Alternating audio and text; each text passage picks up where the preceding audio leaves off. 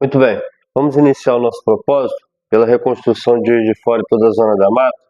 Então, no vídeo anterior, nós falamos que a alegria do Senhor é a nossa força. Nós falamos que nós que temos a palavra de Deus, nós temos que nos alegrar pelo fato de termos a palavra de Deus. Que existem pessoas que elas não têm a palavra de Deus dentro delas. E pelo fato de elas não terem a palavra de Deus dentro delas, não terem o Espírito Santo de Deus dentro delas, essas pessoas sofrem. Por quê?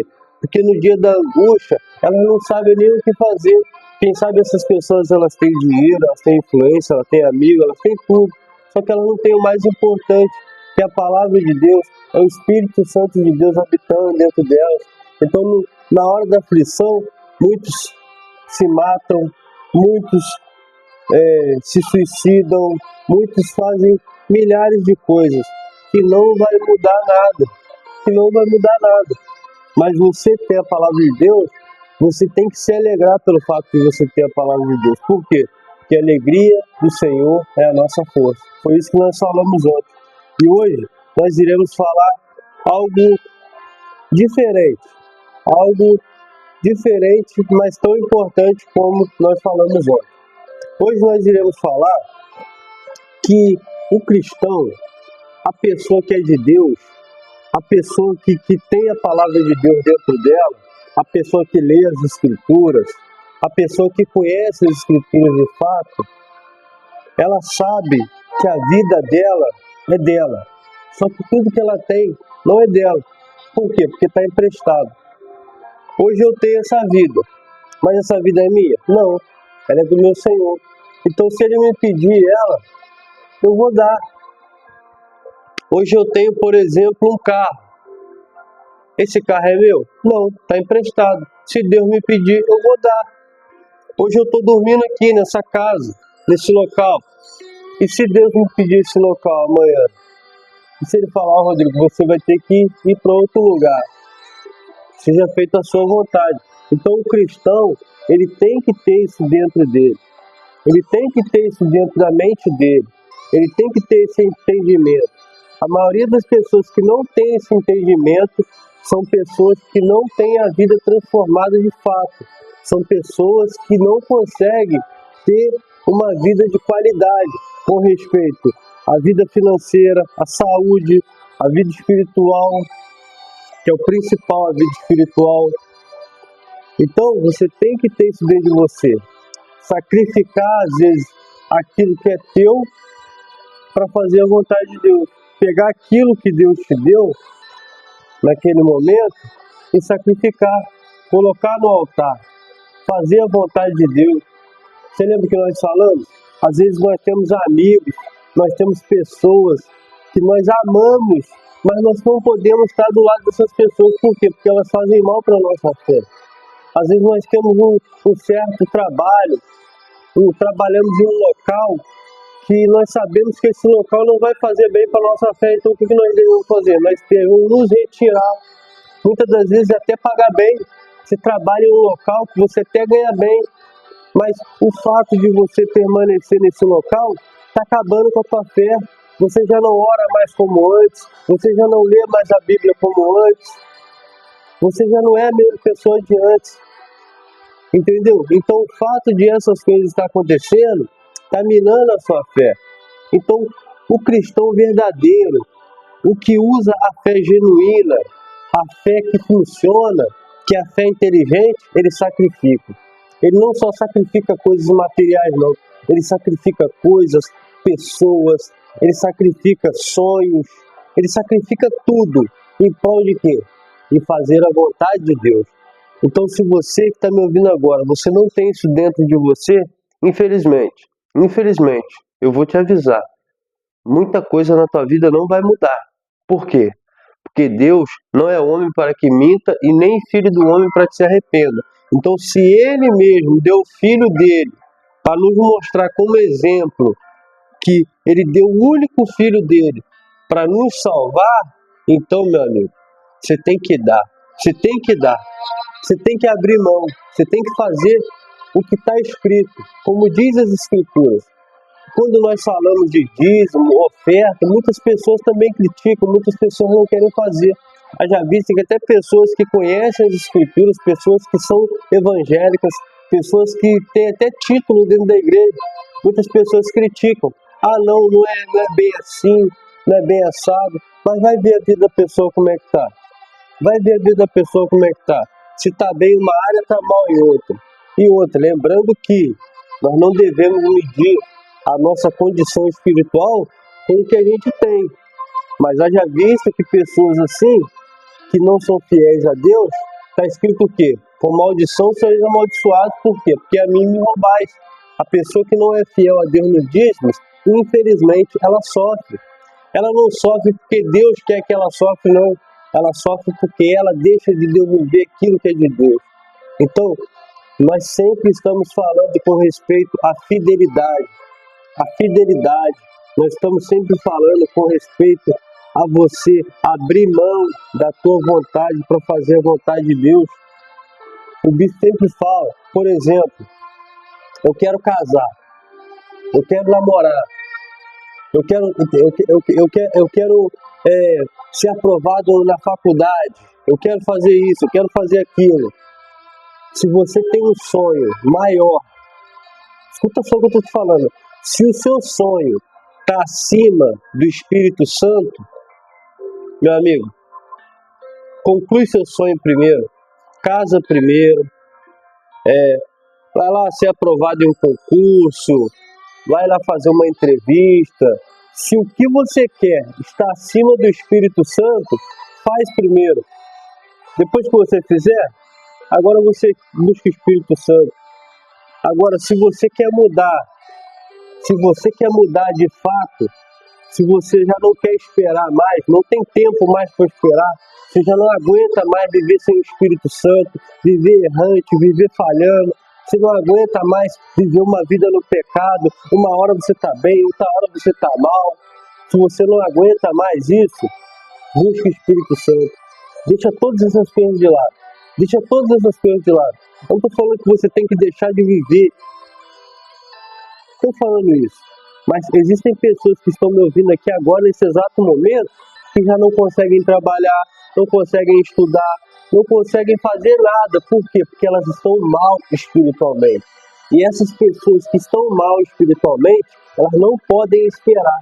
Você não pode esperar. Você que está me ouvindo agora, você não pode esperar. Você tem que sacrificar. Você tem que sacrificar, você tem que abrir mão de que tiver que abrir. É relacionamento, família, trabalho, sonho, não importa, meu amigo. Tudo isso, Deus ele vai te dar em dobro se você buscar a presença dele, se você buscar o Espírito Santo, se você falar, meu Deus, vem sobre a minha vida, muda a minha história. Tudo isso Deus vai te dar em dobro, assim como Deus deu para Jó. Jó perdeu tudo, mas ele preferiu continuar servindo a Deus, continuar obedecendo a Deus. Tanto que ele falou, meu Deus, eu te conhecia com palavras, agora eu te conheço de fato. Eu te conhecia por ouvir, agora eu te conheço de fato. Ele teve uma experiência com Deus. Quem sabe você que está me ouvindo agora, você conhece Jesus por falar, pelo que as pessoas falam, pelo que as pessoas dizem, pelo que um fala, pelo que um diz, mas você nunca teve uma experiência de fato com Deus. Quem sabe você até se batizou nas águas, você até desceu as águas, você congregou, você tem até um título dentro da igreja, quem sabe? Você até faz a obra de Deus, mas você sabe muito bem que você não conhece Deus, você não teve uma experiência de fato com Deus. E sabe quando que você vai ter uma experiência de fato com Deus? Quando você tiver disposição de largar tudo por Jesus, de deixar tudo, mãe, pai, tio, periquito, papagaio, trabalho, tudo, assim como Jó. Jó perdeu tudo, não foi? Perdeu o filho, a mulher falou para ele amaldiçoar Deus e morrer, ele falou, você fala como uma louca, até a mão da mulher, ele se fosse preciso, ele abriria a mão da mulher também. Mas ele falou que Deus instituiu tudo para ele. Olha o que está escrito aqui no livro de Neemias, ainda no capítulo 8, versículo 13 ao 18. A festa dos tabernáculos. Presta atenção aqui que eu vou ler para você. Versículo 13. E no dia seguinte, ajuntaram-se os chefes dos países de todo o povo, os sacerdotes, os levitas, a Esdras, o escriba, e isto para atentarem nas palavras da lei. E acharam escrito na lei que o Senhor ordenara pelo ministério de Moisés, que presta atenção, que os filhos de Israel habitassem em cabanas. Eu vou continuar lendo para você, mas eu queria que você eu queria que você gravasse isso aqui que eu vou falar agora. Quando fala aqui que os filhos, acharam escrito na lei que o Senhor ordenara pelo ministério de Moisés, que os filhos de Israel habitassem em cabanas. Eles já tinham suas casas, a cidade foi reconstruída, estava todo mundo bem. Então veio a festa dos tabernáculos e o que estava escrito na lei? Que eles habitassem em cabanas. Então o que eles fizeram? Eles começaram a habitar fora da sua casa. Eles saíram do conforto que eles tinham. Era família, por exemplo, pegou lá o filho, a filha, a esposa, a criança, o periquito, papai. Cabana, vamos para cabana. Eles habitaram em cabana. Se eu não me lembro aqui, foi durante 8 dias, 7 dias, né? Festa 7 dias, no 8º dia. Durante 8 dias, por exemplo, eles habitaram em cabanas. O que eles fizeram? Eles sacrificaram o quê?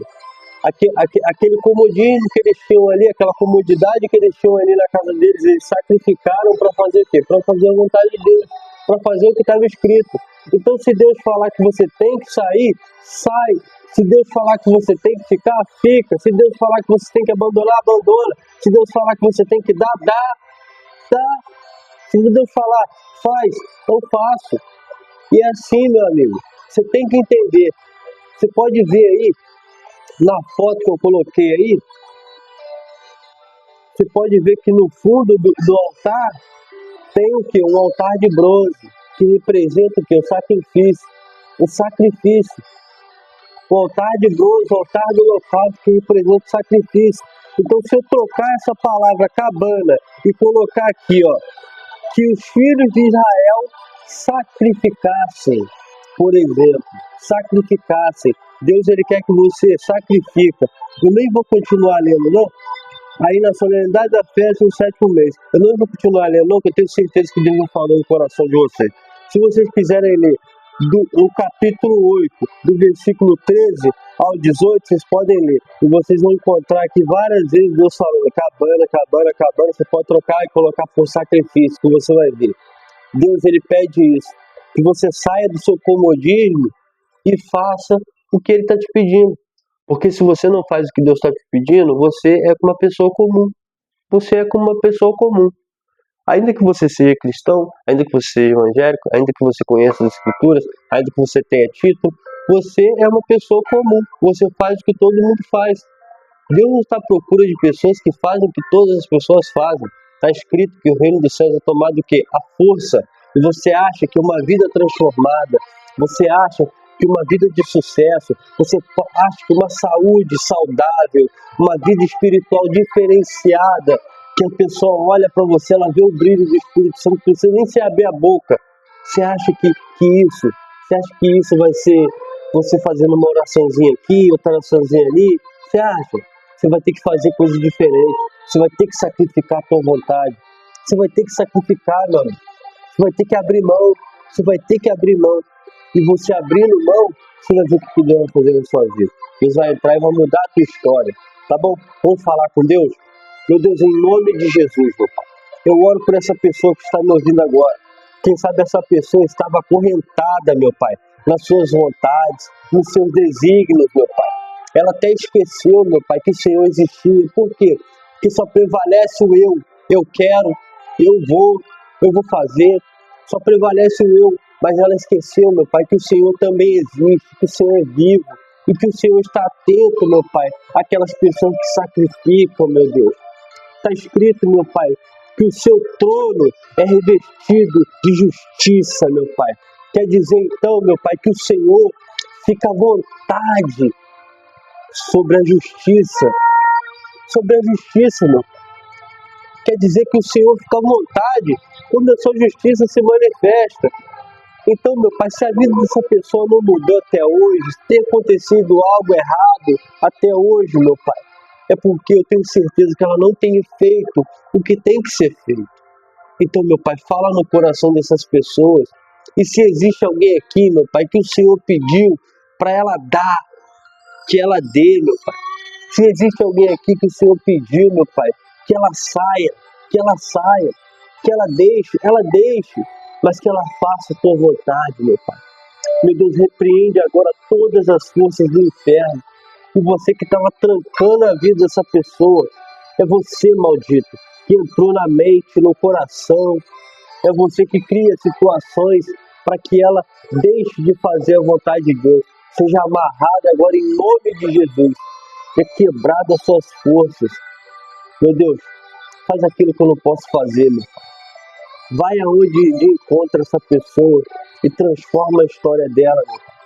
Quem sabe a pessoa perdeu casa, perdeu ente querido, perdeu amigos, mas a única coisa que ela não perdeu é a fé no Senhor, meu Pai. A única coisa que ela não perdeu é a fé no Senhor, meu Pai.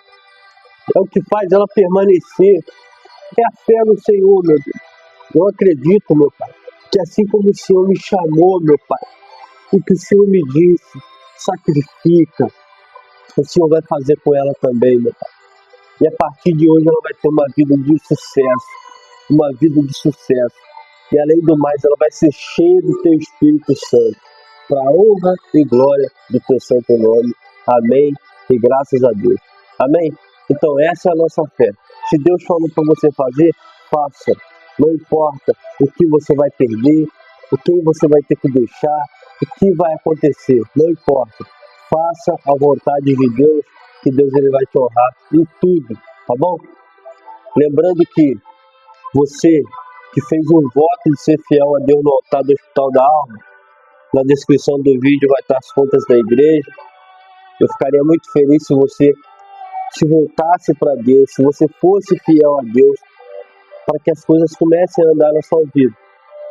Até porque quando nós falamos de dízimo e oferta, nós estamos falando de dinheiro, nós estamos falando de fidelidade, nós estamos falando de algo muito maior do que você está pensando, tá bom?